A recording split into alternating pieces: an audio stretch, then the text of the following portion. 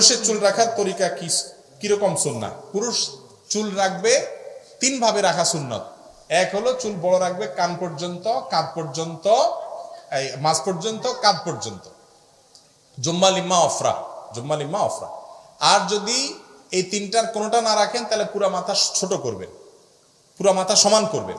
আর যদি আপনি একদিকে লম্বা আরেক দিকে চাচি ফেলছেন, একদিকে একেবারে নাই আরেকদিকে একটু আছে, বিভিন্ন খেলোয়াড়দের সাথে মিল রেখা, এটাকে হাদিসে বলা আছে কাজা। কাজা নবী সাল্লাল্লাহু আলাইহি ওয়াসাল্লাম নিষেধ করেছেন এই ধরনের চুল রাখার ক্ষেত্রে, এটা গুনাহ, এটা জায়েজ নাই। তাহলে চুল রাখার সুন্নাহ পদ্ধতি জানলাম, জায়েজ পদ্ধতি জানলাম, গুনার পদ্ধতি জানলাম, তিনটাই জানলাম। তিন ভাবের এক ভাবে রাখা সুন্নাত, আর পুরা মাথা যে কোনো সাইজে একরকম করে রাখলেন এটা হলো জায়েজ।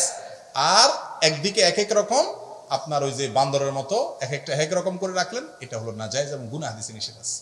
বাইরে প্রত্যেকটা কাজের জন্য আল্লাহর কাছে হিসাব দিয়ে করতে হবে। মরবেন, কবরে যাইতে হবে। হক হালাল হালাল হারাম যে বেঁচে চলবো তো ইনশাআল্লাহ।